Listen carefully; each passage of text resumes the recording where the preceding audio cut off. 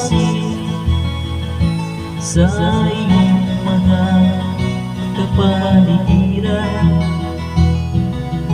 Kay lumina ng hangin, pati na ang mga ilog natin.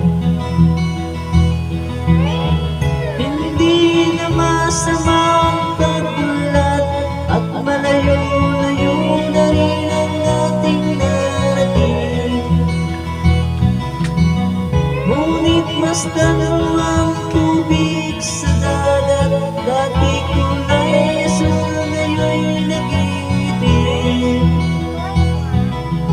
Ang mga duming ating kinalat sa hangin, sa langit mo na